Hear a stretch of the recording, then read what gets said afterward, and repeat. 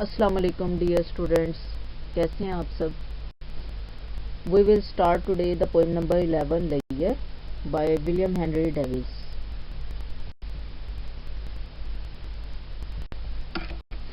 First of all हम जो सबसे पहले चीज़ इस पोएम के बारे में डिस्कस करने के लिए जा रहे हैं वो है जी इसका इंट्रोडक्शन में आपको हमेशा ही जो है वो चीज़ों के बारे में बताया जाता है, जैसे कि जो टाइटल है पोएम का उसका क्या मतलब है, मतलब मीन्स टू से मीनिंग ऑफ लेयर, जैसे कि हमारी पोएम का टाइटल ही लेयर है। After that writers introduction, obviously जिस राइटर ने या जिस शख्स ने वो पोएम लिखी है थोड़ा सा हम उसकी लाइफ के बारे में हम डिस्कस करते हैं। उसके बाद उसके इम्पोर्टेंट वर्क्स आ जाएंगे, ठीक है। फिर हम पोएम की समरी को डिस्कस करेंगे। Then we will discuss the text of the poem. उसके बाद हम रेफरेंस टू द कॉन्टेक्स्ट की तरफ मूव करेंगे। फिर एक्सप्लेनेशन आ जाएगी स्टैंजास की या लाइंस की। उसके बाद थीम हम डिस्कस करेंगे इस पोएम का। फिर पेपर पॉइंट ऑफ व्यू से कौन से क्वेश्चंस उसके मोस्ट इम्पॉर्टेंट हैं उनकी तरफ हम जो है वो मूव करेंगे। उनके बाद जो है वो इस पोएम के जो इम्पोर्टेंट वर्ड्स और मीनिंग है हम उनकी तरफ जो है वो मूव करेंगे। सबसे पहले हमारा जो पॉइंट था वो था मीनिंग ऑफ लेयर, यानी कि हमने यहाँ पे बताना है कि लेयर जो लफ्ज राइटर ने यूज़ किया है, पोइट ने यूज़ किया है, एक्चुअली में उसका क्या मतलब है। लेयर मीन्स फ्री टाइम और स्पेयर टाइम, ठीक है। आप इसको मतलब ये जितने भी आपको वर्ड शो हो रहे हैं ये सब जो है वो लेयर को डिफाइन कर रहे हैं। लेयर का मतलब होता है जी जो आपका फ्री टाइम है या स्पेयर टाइम है, फालतू वक्त है, ठीक है। रेस्ट रिक्रिएशन ले लें, आप इंजॉयमेंट ले लें, आप हैप्पीनेस ले लें, सब एक ही चीज़ को शो कर रहे हैं। उसके बाद आ जाता है जी टाइम फ्री फ्रॉम वर्क और अदर डिमांड्स। मीन्स टू से लफ्ज एक ही है लेकिन हर लफ्ज जो है वो इसी एक चीज़ को डिफाइन कर रहा है, ठीक है। अब जैसे है जी free time is time spend away from business, work, job, hunting, domestic chores and education as well as necessary activities such as eating and sleeping।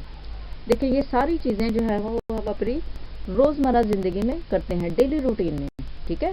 लेकिन डेली रूटीन में हमें इन तमाम चीज़ों के अलावा जो स्पेयर टाइम मिलता है ना, हमने उसको कैसे यूटिलाइज करना है, कैसे हमने उससे इंजॉयमेंट लेनी है, कैसे हमने उससे जो है वो अपनी हैप्पीनेस को गेन करना है।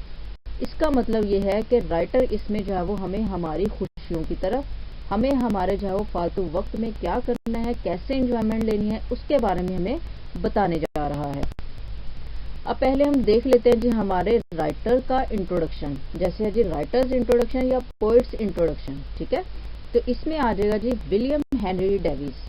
अब आपने ये नाम पहले भी सुना होगा विलियम हेनरी डेविस का। ये वही बंदा है जिसने द रेन जो हमारी फर्स्ट पोइम है, ठीक है, बुक 3 की फर्स्ट पोइम द रेन, ये इसी जो है वो पोइट की लिखी गई है। इसकी हमने लाइफ को पहले भी डिस्कस किया था तो थोड़ा सा मैं आपको अभी बता देती हूँ। विलियम हेनरी डेविस ये 3 जुलाई 1871 में पैदा हुए, 26 सितंबर 1940 में इनकी डेथ हो गई। ये एक वेल्श पोइट यानी वेल्स के रहने वाले थे, ठीक है। His themes included observations of life's hardships, the ways the human condition is reflected in nature, his tramping adventures and the characters he met। यानी कि ये जितनी भी इसकी थीम्स हैं ना वो इसकी मोस्टली ऑब्जर्वेशंस पे है, मुशाहिदों पर है कि इंसान ज़िंदगी में कितनी मुश्किलात का जो है वो सामना कर रहा है या वो किस किस तरह की जो है वो कंडीशंस को फेस कर रहा है, ठीक है। पहली बात तो ये। फिर अगर हम दूसरी देखें तो most of his poetry is on the subject of nature or life on the road and exhibits a natural, simple, earthly style. He also wrote 2 novels and autobiographical works, his best known being autobiography of a super tramp। ये थोड़ा सा मैंने इसका जो है वो आपको मज़ीद बता दिया है कि ताकि आपको पता हो कि जो हमारे विलियम हेनरी डेविस हैं इनका जो है वो ज़िंदगी में कितना अहम जो है वो रोल इन्होंने प्ले किया, क्योंकि इन्होंने ना सिर्फ जो है वो पोइम्स लिखी बल्कि इन्होंने इनके नॉवेल्स भी लिखे और इस तरह जो है वो इनको पॉपुलैरिटी इन्होंने गेन की। अब अगर आ जाए जी हम important works of William Henry पे, देखिए हर राइटर के हर पोइट के लॉट्स ऑफ वर्क हैं जिनकी वजह से उन्होंने बहुत फेम हासिल की। अब इन्होंने भी फेम जो गेन की है, इनकी फेम जो है वो इनकी बहुत सारी पोइट्री की वजह से है। इसमें से मैंने चंद एक यहाँ पे जो है वो मेंशन किए हैं। तो आप इनको चाहे तो सर्च भी कर सकते हैं, जिसमें सबसे पहले है इनका लेयर। ठीक है, लेयर वही जो हम पोइम हम अब डिस्कस कर रहे हैं। उसके बाद है money O, days too short, Francis Thompson, a plain life, joy and pleasure, the rain. आप इसकी जितनी भी पोइम्स को पढ़ेंगे ना, आप इन सब में नेचर को जो है वो फर्स्ट ऑफ ऑल पाएंगे। क्यों? क्योंकि ये जो विलियम हेनरी है, ये भी विलियम वर्ड्स के जो है वो कंटेम्प्रेरी हैं, ये भी उन्हीं के साथ थे। मतलब कि इन दोनों को जो है वो नेचर से बहुत ज्यादा मोहब्बत थी। तो अभी अगर हम देखें कि ये जो पोइम हम डिस्कस करने जा रहे हैं, इसकी हम समरी की तरफ पहले मूव करते हैं, ताकि मैं आपको इसकी थोड़ी सी समरी बता दूं, ताकि आपको जब आप पोइम पढ़ें तो आपको पोइम पढ़ते हुए किसी भी तरह की कोई भी मुश्किल पेश ना आए। चलिए जी, सबसे पहले मैं स्टार्ट करती हूँ समरी का। William Henry Davis talks about modern life in this poem. ठीक है, यानी कि मॉडर्न लाइफ के बारे में वो हमसे जो है इस पोइम में डिस्कस कर रहे हैं। The progress of civilisation to modernity has several detrimental effects on human life. It has snatched simplicity away from modern people. According to the poet, nowadays all that a person needs are care and comfort. One does not have the leisure to enjoy natural vibes. In this poem, Davies upholds the importance of nature and how it helps one to keep his spirit alive. देखें, यानी सारी ये जो poem summary आपको दी गई है ना, जहाँ ये जो आपके सामने शो हो रही है, इस सारी में एक ही बात बताई जा रही है कि पोइट इसमें जो है वो किसी चीज का अफसोस कर रहा है।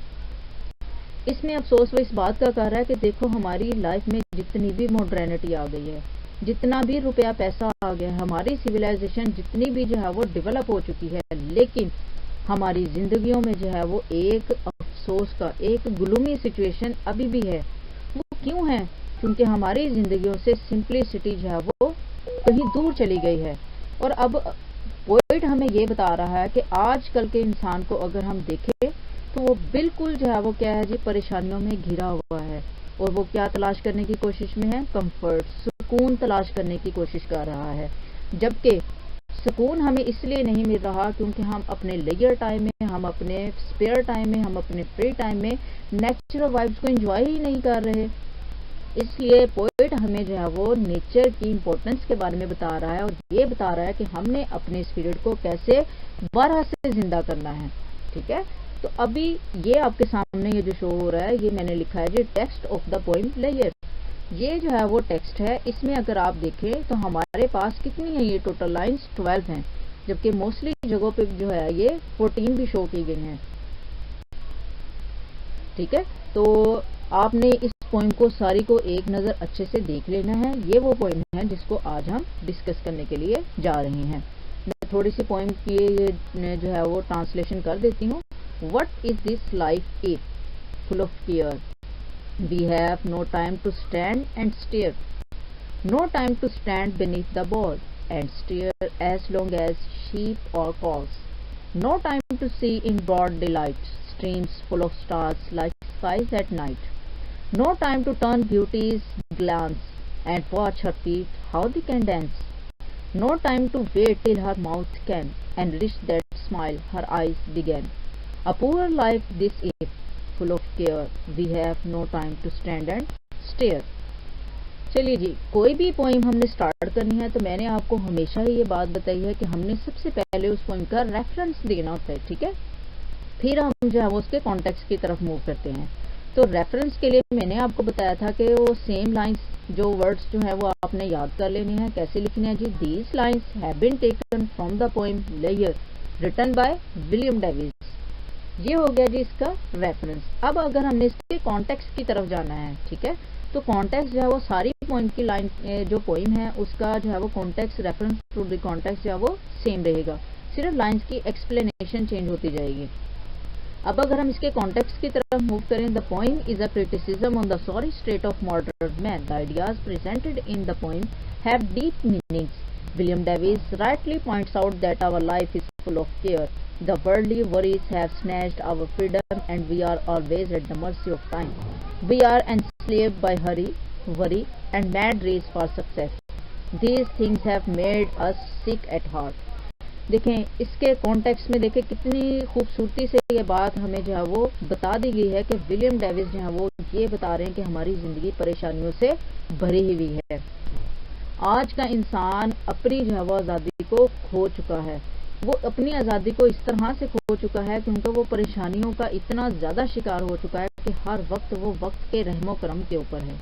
और आज हम किस चीज़ के गुलाम बन चुके हैं? आज हम जल्दी के गुलाम हैं, आज हम परेशानियों के गुलाम हैं। आज हमने अपने आप को जो है वो रेस में कमाने के लिए, कामयाब होने के लिए इतनी तेज दौड़ लगाई हुई है कि हर बंदा दीवाना वार जो है वो भागता चला जा रहा है अपनी गेम के, अपनी फेम के पीछे, अपनी सक्सेस के पीछे, ताकि वो जो है वो ज़्यादा से ज़्यादा मटीरियलिस्टिक हो सके, उसके पास ज़्यादा से ज़्यादा पैसा आ सके। These things have made us sick at heart. और यही वो तमाम चीज़ें हैं जिन्होंने आज हमें मुर्दा कर दिया है, बीमार कर दिया है। तो अब हम क्या स्टार्ट करने जा रहे हैं जी? एक्सप्लेनेशन। आपको पता है कि रेफरेंस टू द कॉन्टेक्स्ट हर लाइन का सेम रहेगा। जैसा कि अब हमारे पास लाइन थी first two, what is this life if full of care, we have no time to stand and stare. अब आपने जो है वो इन दो लाइनों में सबसे पहले जो चीज़ देखनी है वो देखनी है कि इसमें इसने इसके बाद ही क्यों कॉमा लगाया, इससे पहले क्यों नहीं लगाया। तो इस कॉमा का मतलब ये हुआ कि ये इसने कॉमा इसलिए लगाया कि ये कैसी ज़िंदगी है जो परेशानियों से घिरी हुई है। ठीक है, तो we have no time to stand and stare. Stand खड़े होना, स्टेयर का मतलब होता है किसी चीज़ को लॉन्ग टाइम के लिए जो है वो देखना। वो कहता है कि ये कैसी ज़िंदगी है जो परेशानियों से घिरी हुई है। हमारे पास तो इतना भी वक्त नहीं है कि हम जो है वो खड़े हो और जो है वो घूर कर या जो है वो ज़्यादा देर तक जो है वो नेचर ऑफ ब्यूटी को देख सकें। तो चलिए अगर आप इसकी इंग्लिश में ट्रांसलेशन चाहें तो it is an ironic poem. Ironic का मतलब होता है जो किसी चीज़ पे जो है वो तंज कर रही हो। तंज से मुराद जिसमें जो है वो कोई बिटर रियलिटी छुपी हुई हो। The poet laments over the life we are living without enjoying the beauty of nature. Obviously ऐसा ही है, ना सिर्फ पोएट बल्कि हम भी जो है वो इस चीज़ पे अपने अफसोस का इजहार कर रहे हैं अपनी ज़िंदगी के ऊपर कि हम जो है वो ब्यूटी ऑफ नेचर को एंजॉय किए बगैर ही अपनी ज़िंदगी गुजार रहे हैं। According to the poet, if there is no spare time to enjoy nature, life is worthless and charmless. And this is true. हमारी ज़िंदगी नेचर को एंजॉय किए बगैर जो है बिल्कुल वर्थलेस है, चार्मलेस है, उसमें किसी भी तरह की कोई भी कशिश नहीं है। Cares and worries are ruin the beauty of life. बिल्कुल हमारी परेशानियों ने हमारी ज़िंदगी की खूबसूरती को तबाह बर्बाद करके रख दिया है। A contact with nature is the secret of a happy life. Exactly, अगर इंसान का ताल्लुक नेचर के साथ, ग्रीनरी के साथ रहता है तो यही खुशगवार ज़िंदगी का राज है।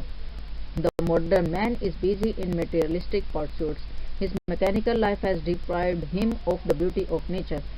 और ऐसा ही है, आज का जो जिद्दत पसंद इंसान है, जो अपने आप को बहुत मॉडर्न ख्याल कर रहा है, वो इतना ज़्यादा मटेरियलिस्टिक हो चुका है कि वो अपनी ज़िंदगी से ब्यूटी ऑफ चार्म को या ब्यूटी ऑफ नेचर को बिल्कुल ख़त्म कर चुका है।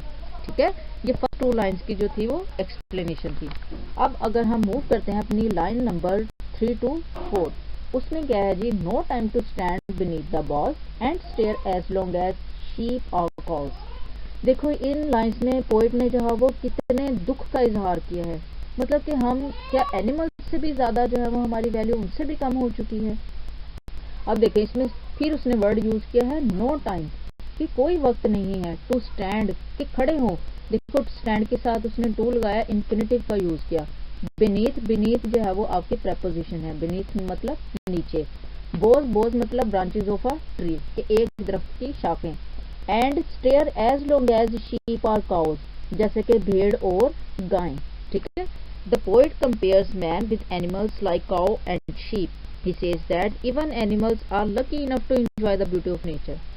जी ये तो बिल्कुल अब कहा जा सकता है कि इंसान वाकई देखिए हमसे बेहतर तो फिर हमसे ज़्यादा खुशकिस्मत तो जो है वो फिर जानवर ही हुए, जो है वो ब्यूटी ऑफ नेचर को एटलीस्ट इंजॉय तो कर रहे हैं ना।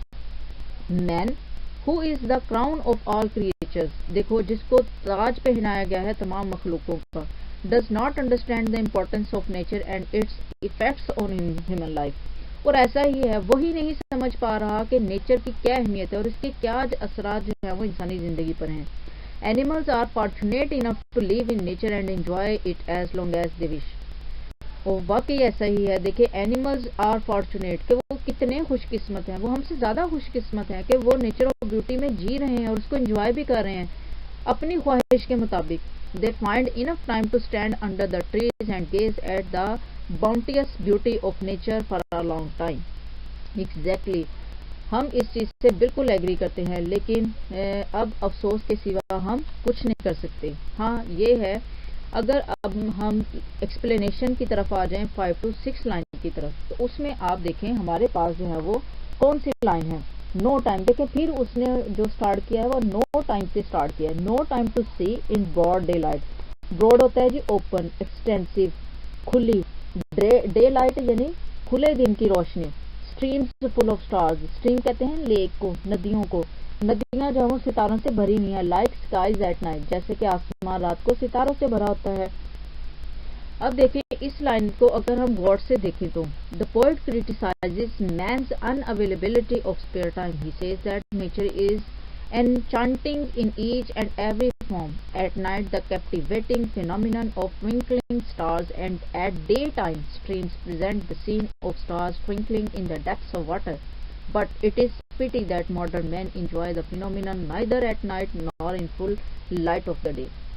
लेकिन इससे ज़्यादा अफसोस का इजहार और हम कैसे कर सकते हैं कि एक पोइट जो है वो हमें ये चीज़ समझाने की कोशिश कर रहा है कि आज हमारे पास इतना भी वक्त नहीं है कि हम खुले दिल की रोशनी में, जो खुला दिन है, ओपन, फुल जो है वो पीक पे जो है वो सूरज की रोशनी जो है वो, उसमें जो है वो हम नदियों को जो है वो सितारों से भरा हुआ देख सके। देखिए यहाँ पे एक सवाल ये पैदा होता है कि दिन के वक्त नदियाँ सितारों से कैसे भरी होती हैं। देखें उसके साथ उसने लिखा भी है लाइक स्काईज एट नाइट, वो सिमिलर यूज कर रहा है।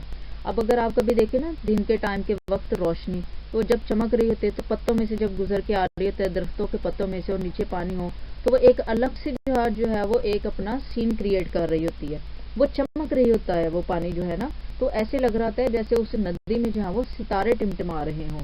तो सेम यही बात जो है वो पोइट भी डिस्कस करने की कोशिश कर रहा है कि हमारे पास इतना भी वक्त नहीं है कि हम जो है वो खुले दिन की रोशनी में जो इस वक्त सितारों से भरी हुई नदी की मानिंद दिखाई दे रही है कि हम उसको ही देख सकें, यानी कि हमने जो है वो अपनी तमाम ब्यूटी ऑफ नेचर को खो दिया है। अब अगर हम लाइन नंबर 7 to 8 की तरफ आए तो यहाँ इसने बताया है no time to turn at beauty's glance and watch her feet how they can dance. देखिए इसमें जो है ना उसने पर्सोनिफिकेशन यूज की है, ठीक है। पर्सोनिफिकेशन का मतलब होता है कि किसी बेजान चीज को जो है वो जानदार चीज की जो है वो खूबी देना, क्वालिटी देना। तो इसमें उसने देखे फिर लाइन का स्टार्ट जो है वो नो टाइम से किया है। To turn at, turn at का मतलब होता है अटेंशन देना, तवज्जो देना, मुतवज्जे करना। ब्यूटीज ग्लैंस, देखिए ब्यूटी का बी कैपिटल है और आगे अपोस्ट्रोफी डाल के ऐसे, इसका मतलब ये है कि ये जो है किसी लिविंग थिंग के बारे में बात कर रहा है। ये ब्यूटीज ग्लैंस एक्चुअली लड़की के बारे में इस्तेमाल किया जा रहा है कि हमारे पास इतना भी वक्त नहीं है कि हम जो है वो किसी खूबसूरत जो दोशीज़ा है एंड वॉच हर फीट, उसके कदमों को देख सकें, हाउ दे कैन डांस, कि वो किस तरह रक्स करती हैं। देखिए यहाँ पे जो हमारे पास एक खूबसूरत लड़की का जो पर्सोनिफिकेशन यूज की गई है या जो उसका जो है वो जिक्र किया गया है, वो क्यों किया गया है, इसका मतलब ये है कि जो लड़की है वो भी अल्लाह ताला की बनाई हुई बहुत खूबसूरत जो है वो एक क्रिएचर है, तो इसलिए उसने इसका जो है वो इसको यूज किया है। अब अगर इसकी एक्सप्लेनेशन देखें तो beauty I the name of proportion and a thing of beauty is a joy for ever. Here the poet personifies beauty as it starts with capital B. Personification is a figure of speech in which human qualities are given to non-living things. The poet presents beauty as a woman whose rhythmic movements are a constant source of joy. Actually, the poet wants to show the proportion in different objects of nature. Modern man does not feel this rhythm and proportion of beauty owing to lack of spare time. इसका मतलब ये है कि यहाँ पे उसने personification तो use की है, लेकिन उस पर्सोनिफिकेशन को उसने इसलिए इस्तेमाल किया है, उसको इसलिए यूटिलाइज किया है कि आज का इंसान जो है वो एक खूबसूरत लड़की के पाँव वो किस तरह से रक्स करते हैं, उसके पास इतना भी टाइम नहीं है कि वो उनको देख सके या उनसे जो है वो लुत्फानंदोज हो सके, उससे जो है वो अपनी रिक्रिएशन जो है वो गेन कर सके। यहाँ पे एक्चुअली जो गर्ल का इस्तेमाल किया गया वो इसलिए किया गया है क्योंकि ये भी ब्यूटी ऑफ नेचर में ही शुमार होती है या इंक्लूड होती है, ठीक है। अब हमारे पास लाइन नंबर आ जाती है जी 9 to 10। नो टाइम, देखिए फिर लाइन का स्टार्ट जो है वो नो टाइम से हो रहा है। No time to wait till her mouth can enrich that smile her eyes began. देखिए इसका मतलब ये है कि ये वाली जो लाइन्स हैं इनमें भी जो है वो हर जो है वो लड़की के लिए यूज किया गया है, ठीक है, कि हमारे पास कोई वक्त नहीं है। वो मुस्कुराहट जो उसकी आंखों से शुरू होकर उसके पूरे मुंह पर फैलती है, हमारे पास इतना भी वक्त नहीं है कि हम उस मुस्कुराहट को से ही जो है वो लुत्फानंदोज हो सके। अब अगर हम इसकी एक्सप्लेनेशन की तरफ जाते हैं, the poet has personified beauty. Exactly अभी मैंने आपको लास्ट लाइन में बताया कैसे उसने जो है वो पर्सोनिफिकेशन को यूज किया। He narrates the brief but charming phenomenon of a smile that modern man misses. The poet beautifully describes that simile smile which starts from eyes and reaches lips within no time. But modern man does not have even that short time to enjoy the smiling beauty. According to the poet, only a glance at nature refreshes us and fills us with happiness. Our hearts feel beauty through eyes, but the modern man has no time to enjoy the beauty of nature. Helen Keller says the seeing see little. देखिए कितनी खूबसूरत lines हैं ये, कि एक लड़की जब मुस्कुराती है, ठीक है, और मुस्कुराने का ताल्लुक जो है वो कैसे है। देखिए हमारे पास दो चीजें हैं, पहले जो है वो सुनना, फिर अपनी आंखों से जो है वो उसका इजहार करना, यानी एक्सप्रेशन तो फेस से ही होना है ना। तो वो एक्सप्रेशन जिसका जो है वो फेस से जो है वो इजहार होना था, अब उसके बारे में वो क्या बता रहा है कि उसकी वो स्माइल जो आंखों से शुरू होकर उसके होंठों पे खत्म हो रही है, हमारे पास इतना भी वक्त नहीं है कि हम उसकी मुस्कुराहट से ही लुत्फानंदोज हो सकें। अब अगर हम इसके लास्ट लाइंस की तरफ जाएं तो लास्ट लाइंस हैं जी, a poor life this is full of care, we have no time to stand and stare. अब आपने इस पूरी पोइम की जितनी भी लाइंस थी इनको हमने गौर से देखा, सुना और पढ़ा, ठीक है। अब लास्ट लाइंस भी जो है वो हमारी फर्स्ट टू लाइंस की तरह की ही हैं। इट मीन्स इस पूरी पोइम में जो है वो पोइट किसकी तरफ फोकस कर रहा है, वो इसी की तरफ कर रहा है। The poet concludes the poem by answering the question that he has posed in the beginning of the poem. Modern man is busy in materialistic pursuits and does not enjoy nature. His life is worthless and useless. Materialistic pursuits bring tension and depression while nature brings happiness and joy. It heals wounds and soothes heart. A tension-free life is worth living. कितनी खूबसूरत line जो है वो इसमें discuss की गई हैं। अब देखो वो कह रहा है कि इसमें जो है वो पोइट को अपने आंसर का जो है वो अपना आंसर जो है वो मिल चुका है, जो उसने पहली लाइन्स में दिया था कि ये जिंदगी क्या है। अब उसने बताया ये जिंदगी ये है कि आज का जो जिद्दत पसंद इंसान है उसने अपने आप को इतना जो है वो मादी वसाइल में, मादी कामों में इतना जो है वो मसरूफ कर लिया है कि उसके पास जो है वो नेचर को एंजॉय करने के लिए कोई टाइम नहीं है। इसलिए उसकी जिंदगी जो है वो बिल्कुल बेमायने और जो है वो बिल्कुल बेकार हो चुकी है। अब ये तमाम मटेरियलिस्टिक परस्यूट उसकी जिंदगी में सिवाय टेंशन और डिप्रेशन के कुछ नहीं लेके आ रहे। हाँ, अगर वो नेचर को एंजॉय करना शुरू कर दे तो वो उसकी जिंदगी में हैप्पीनेस भी लेके आएगी और जॉय भी लेकर आएगी। लेकिन ऐसा तभी मुमकिन है जब हम अपनी मटेरियलिस्टिक लाइफ को एक तरफ रखते हुए हम जो है वो नेचर ऑफ ब्यूटी से बिल्कुल जो है वो लुत्फानंदोज हों, ठीक है। तो ये हमारी लाइंस की थी जी एक्सप्लेनेशन। अब कोई भी पोइम हो तो हर पोइम का कोई ना कोई थीम भी होता है, जैसा कि हम हमेशा ही डिस्कस करते हैं। तो आज हम जो इस पोइम का थीम है लेयर का, वो हम डिस्कस करने जा रहे हैं। देखिए डेविस की जो पोइम है layer presents several themes obviously such as modernity, simplicity, spirituality, nature and most importantly layer. The most important theme of the poem is, as said earlier, layer. Throughout this work the poet highlights the importance of layer in one's life. अब आपने इन तमाम lines में देखा होगा जो main focus है वो layer के ऊपर ही है। तो लेयर, ये देखें ना, लेयर का मतलब स्पेयर टाइम। तो आप अपने स्पेयर टाइम को जो है वो यूजलेस ना करें, आप उसको जो है वो यूटिलाइज करें किसी अच्छे कामों में। अच्छे कामों से मुराद ये कि आप नेचर ऑफ ब्यूटी को एंजॉय करें। नेचर ऑफ ब्यूटी में आप मेडोज को देखें, पास्टर्स को देखें, ग्रीनरी को देखें, अपने माउंटेन्स को देखें, ग्रेसी लैंड्स को देखें, ग्रेसी लॉन्स को देखें, लेक्स को देखें, स्ट्रीम्स को देखें, रिवर्स को देखें। हर चीज जो है वो नेचर ऑफ ब्यूटी से फिल है, ठीक है। तो इसमें हमारे पास वो यही थीम, इसी पे मेन जो है वो फोकस करने की कोशिश कर रहा है कि हमें अपने लेयर टाइम में जो है वो नेचर ऑफ ब्यूटी को जो है वो सर्च करना है, उससे जो है वो हमने एंजॉयमेंट जो है वो गेन करनी है, ठीक है। अब इसके इंपॉर्टेंट क्वेश्चंस एंड आंसर आ जाते हैं इस पॉइंट पे, ठीक है। तो मैं इनके आपको जो है वो कुछ क्वेश्चंस दिए हैं, आपने इनको जो है वो अच्छे से एक नज़र देख लेना है। ये पेपर पॉइंट ऑफ व्यू के जो है वो लिहाज से काफ़ी इंपॉर्टेंट है। फर्स्ट ऑफ ऑल हमारे पास जो क्वेश्चन है जी वो है जी why doesn't man have no time to enjoy the beauty of nature. अब अगर आप इस क्वेश्चन को देखें ना तो इसमें ये लफ्ज जो आ रहा है नो टाइम, आप इस पूरी पॉइंट को जब इसकी टेक्स्ट पढ़ते हैं तो इसमें 6 टाइम जो है वो नो टाइम को यूज किया गया है, ठीक है।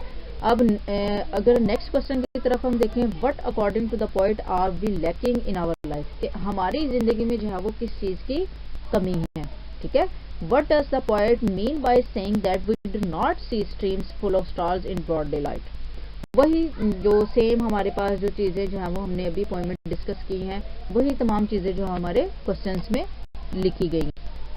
What is mean by stream full of stars, के मतलब जो नदी जो है वो सितारों से भरी गई, इसका क्या मतलब है। ये वही जो अभी अब मैंने ऊपर डिस्कस किया है, तो आप इसको एक नजर अच्छे से देख लीजिएगा।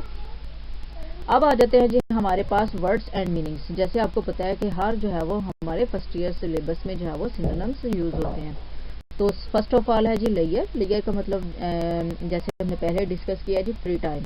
Stair a long fixed look on something with eyes wide open. Boughs, main branches of a tree. Glance, a brief or hurried look. Enrich, to improve the quality or enhance. Broad, having a distance larger than usual from side to. अब यहाँ पे मैंने जो है वो कुछ MCQs भी इसमें ऐड कर दिए हैं ताकि आप जो है वो इन MCQs को भी जो है वो फिल करें और आपको इस फॉर्म की जो है वो अच्छे से समझ लगे। सबसे पहले है जी what is this life if full of care, ठीक है। केयर इसका जो है वो बी वाला ऑप्शन जो है वो इसका करेक्ट है। We have no time to stand and stare, A वाला ऑप्शन जो है जी इसका करेक्ट है। According to the poet we do not have time to stand beneath the boughs, इसका डी वाला ऑप्शन ठीक है जी। No time to see in broad daylight streams full of, अब फुल ऑफ के बाद आएगा जी ऑप्शन नंबर डी यानी स्टार्स जो है वो इसका करेक्ट आंसर है। A dash life this is full of care, कि कितनी जो है वो हमारी जिंदगी जो है वो इसमें हमारी लास्ट 2 लाइन्स में से है, तो इसका ऑप्शन नंबर बी जो है वो करेक्ट है। A poor life this is full of care. No time to turn at beauty's glance, option number B is correct. No time to wait till her mouth can dash that smile her eyes began, तो इसमें option number C यानी enrich is the correct one, तो ये जो है वो option number सी इसमें जो है वो करेक्ट है। The title of the poem लेयर इज आयरोनिकल, ह्यूमरस, इनअप्रोप्रिएट और टू शॉर्ट, तो इसका ऑप्शन नंबर बी आयरोनिकल, ये जो है इसका ऑप्शन नंबर ए जो है वो करेक्ट है। Watch her feet how they can dance, option number C is correct. What has the poet personified in the poem, option number C beauty, जैसा कि हमने पोएम में भी जो है वो डिस्कस किया इसकी एक्सप्लेनेशन में। अब यहाँ पे हमारे पास आ जाते हैं जी synonyms. What is this life if full of care, what is the synonym of care, तो वरी, लुक आफ्टर, फेथ और मॉडर्निटी। तो इसमें जो है वो हमारा ऑप्शन नंबर ए यानी वरी जो है वो करेक्ट है। We have no time to stand and stare, हमारे पास वक्त नहीं है किसी चीज को जो है वो लॉन्ग टाइम देखने का, तो इसमें वॉच है, रफ है, लुक एंगल है, कंक्लूड है, तो option number A is correct है, ठीक है। अब आगे आ जाता है जी no time to stand beneath the boughs, same है, तो बॉस का क्या मतलब है जी, बॉस का मतलब होता है जी शाखें, तो इसमें हमारे पास आ जाएगी ब्रांचेस, ठीक है। No time to turn at beauty's glance, glance का क्या मतलब होता है जी, ग्लैंस का मतलब होता है कि किसी चीज को जो है वो किसी चीज की झलक, इसके लिए हम ग्लिम्स जो है वो इसका करेक्ट आंसर होगा, ठीक है। Enrich that smile her eyes began, enrich mean मतलब के जो चीज को बढ़ाती है, तो option number A enhance correct है। A poor life this a full of care, poor mean बेचारी, पिटिएबल, ठीक है, option number C is correct. Broad का क्या मतलब होता है जी, खुले दिन की रोशनी में, ठीक है, तो ब्रॉड के लिए जब खुले दिन की रोशनी आप इसका हम जिक्र कर रहे हैं तो एक्सटेंसिव आएगा, या फिर हमारे पास जो है वो यूजफुल आएगा, या फिर हमारे पास इफेक्टिव आएगा, या फिर हमारे पास जो है वो डिम आएगा, तो इसका ऑप्शन नंबर ए जो है वो करेक्ट है, एक्सटेंसिव, ठीक है। No time to stand beneath the boughs, beneath जो है वो एक हमारी प्रपोजिशन भी है, इसका मतलब है जी नीचे, तो option number B is correct. No time to stand beneath the boughs, ये तो मतलब सेम ही है, तो इसका अंडर ही आएगा। चले जी, यहाँ पे हमारे लेक्चर का जो है वो एंड हो रहा है। ठीक है, आपके इंग्लिश प्रोफेसर बख्तावर की तरफ से जो है ये लेक्चर आपको डिलीवर किया गया है। इस लेक्चर की जो है वो आपको हर चीज़ अच्छे से समझा दी गई है। Thank you so much for watching this video.